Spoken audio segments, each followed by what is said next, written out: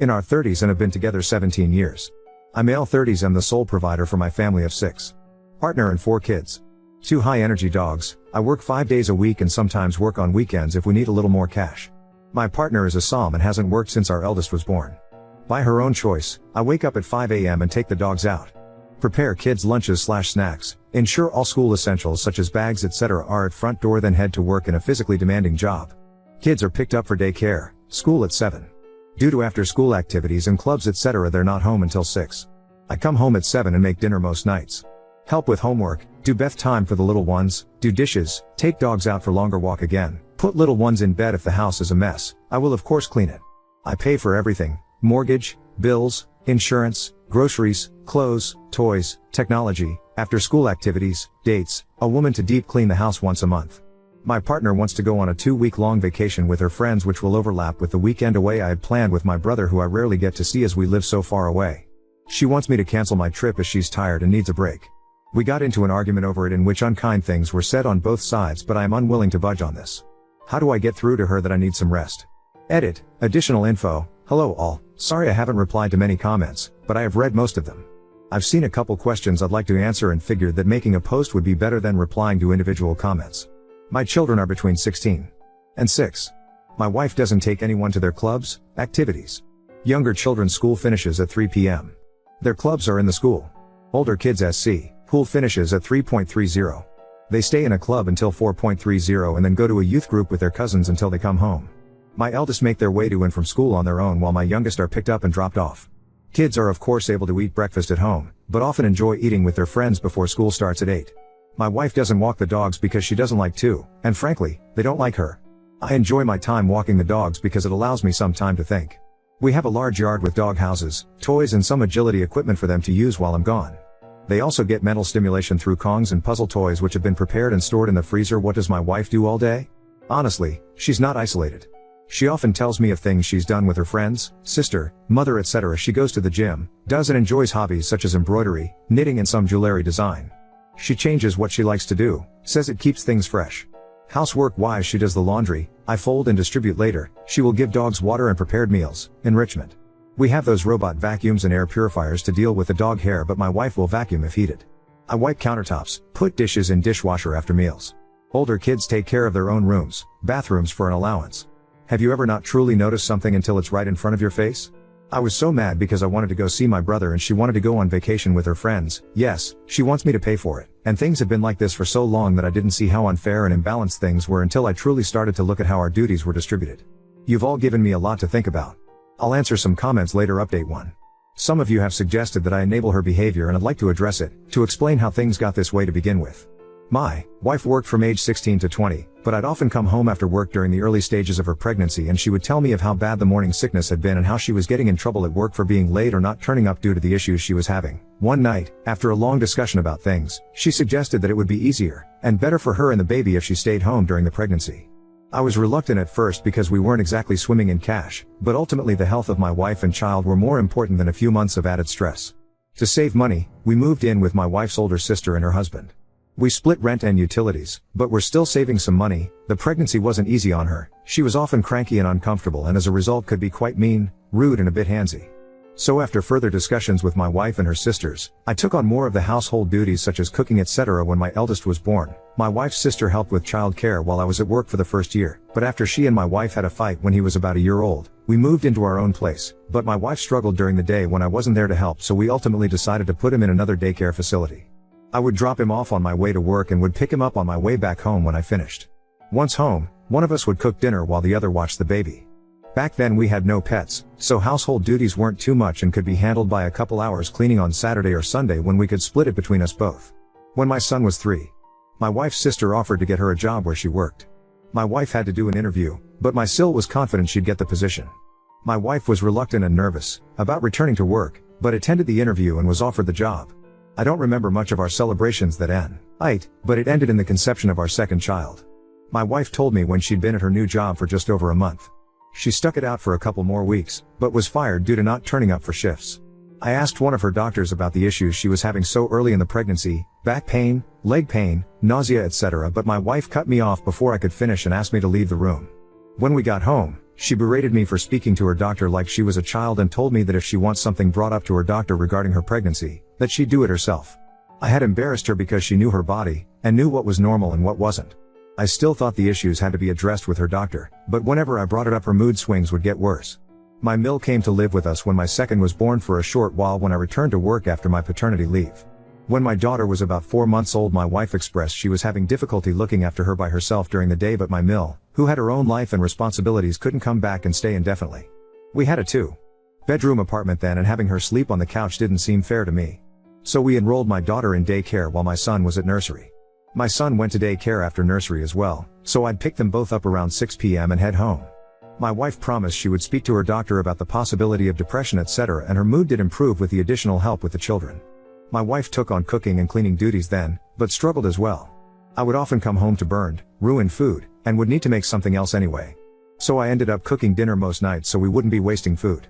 During a weekend away for a friend's wedding, when my daughter was 5, I suggested that my wife go back to work. Both kids were in school now, and I thought we could improve our lifestyle with 2 incomes.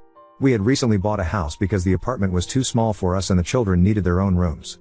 She seemed hesitant, which I understood after being out of work for so long, but she agreed. She applied for several positions but had no luck with interviews or callbacks. We found out she was pregnant with our third not long after that, and returning to work was put on hold again. The pregnancy was difficult as expected, but again my Mill came to stay when I had to return to work. She stayed for a while but had to return to her own home eventually. Before she left, my wife told me that she feared she would struggle with our second daughter just as she had the first 2. I tried to reassure her, but she seemed to become insanely depressed the second her mother left. I would return home with the 8 and 5-year-old to a screaming baby and nothing done around the house. Her mood and actions affected the entire house, so reluctantly I put her second daughter in daycare as well, but I told my wife she had to talk to her doctor, and that we'd no longer be having any more children. She was and we had a huge fight about it. But I got a vasectomy and she accepted it. We've always used protection. My wife is on birth control and I always use condoms, but given that it had already failed twice for us, when my first was conceived after my 21st I was so drunk I don't think I wore one, our second after celebrating her new job, and our third at our friend's wedding. I didn't want it to happen again. But obviously, the universe had other plans for us, and our third daughter was born 2 years after our second when we were celebrating a promotion I'd gotten at work.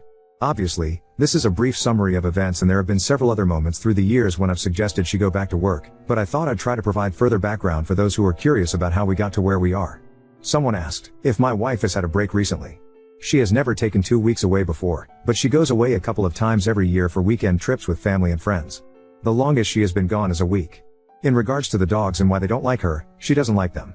She thinks the mental stimulation I provide through Kong toys, games, puzzles, etc. is unnecessary, but freaks out if their energy levels are too high.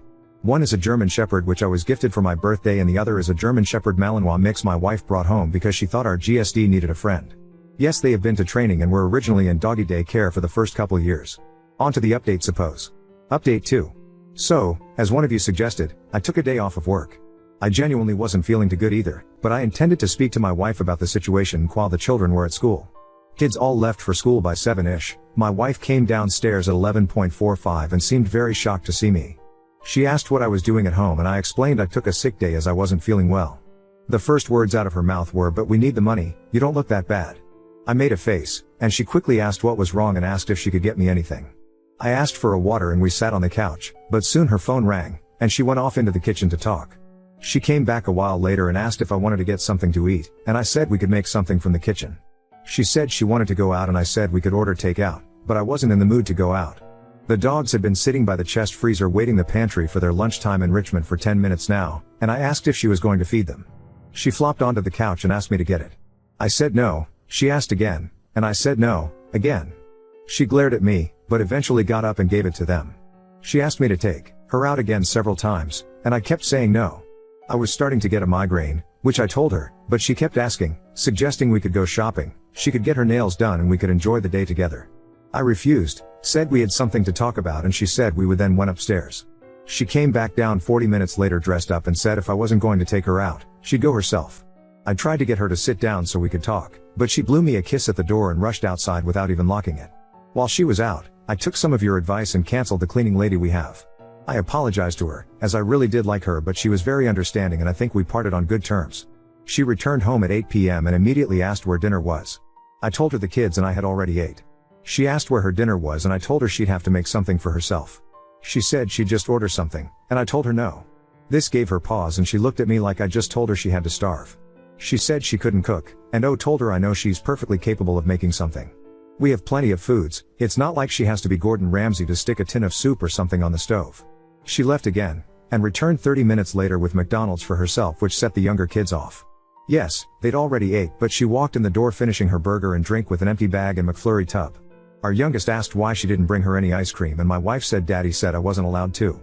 I did not say this, and I swear it took more strength than I'd like to admit not to yell at her in front of our daughter. When the kids were in bed, I asked her to sit and talk about the situation regarding our trips. She asked if I'd rescheduled with my brother, and I firmly told her no, and that I wouldn't be. I tried to have a conversation. I explained I felt our duties were incredibly uneven and that I'd like for her to take on more responsibilities with the children in the house. She argued that she does enough, and I asked her to make a list. She put laundry down, feeding the dogs, making doctor's appointments and grocery shoppings, and I brought out my own list with everything I've told you guys so far and added that I created the dogs' meals. She simply has to give it to them. I fold and distribute laundry, take kids to doctor's appointments, and that the groceries are ordered through an app on her phone, delivered to the house, and I put them away. She got up then. I asked what she was doing and she said she was going upstairs. I didn't argue. I didn't want it to resolve to an argument and wake the kids up. She was visibly shaking with anger. A while later I went upstairs as well. She was on the phone to someone, and when I entered the room she demanded I leave and go sleep on the couch. I refused and climbed into bed. She hung up the phone and demanded again that I sleep on the couch, and again, I refused. She grabbed me and physically tried to drag me out. That resulted in a fight and I ended up sleeping on the couch because she was going to wake the kids up again. The following days were much of the same.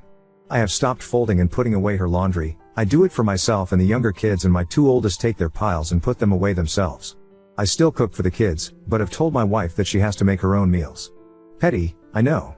I think my eldest heard us arguing because he asked if he could take the dogs out for a couple walks with his friend during the week. He hazes, and he says he's enjoying it, but I think he and my wife had an argument the other day because he's been very distant with her and things just feel off.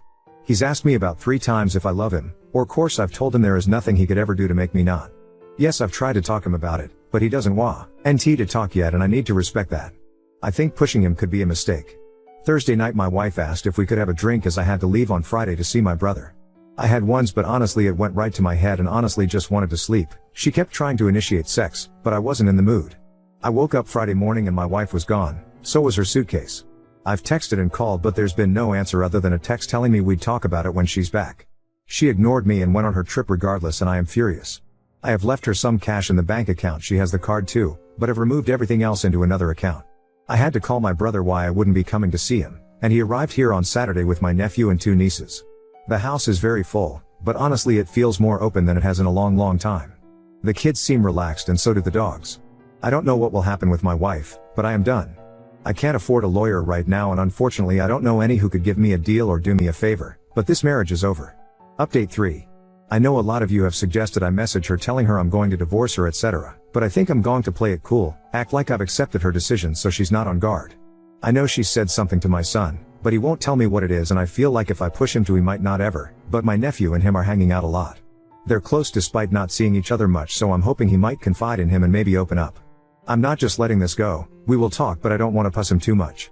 I am not a lightweight. I can drink, but I have been exhausted, and I mean very exhausted for some time now, and I think that maybe that's why I passed out after having 1 drink, but I would be lying to myself and to you if I said I wasn't suspicious. I am suspicious of a lot now. I swear, I'm not an idiot, but I really feel like one now. Some of you have suggested that I get the kids' DNA tested, especially my youngest, and while I know that this is likely something I'll have to do, it breaks my heart to think that they're not mine. My girls all look the same, just older versions of each other, so if I have to DNA test the youngest, I have to do them all. I never wanted kids, this is why I've always used condoms. I'm not the biggest fan of them, but I love my own. I love these kids. Regardless of the DNA test. They are mine, but I fear if it comes back that they're not, it could damage our relationship. My brother has read my posts and spent the last days telling me everything he hates about my wife, obviously not in front of the kids. He's pretty funny, and I feel like I haven't been able to laugh like this in a long time. He says he's going to make a Reddit account, Lord knows what he'll say.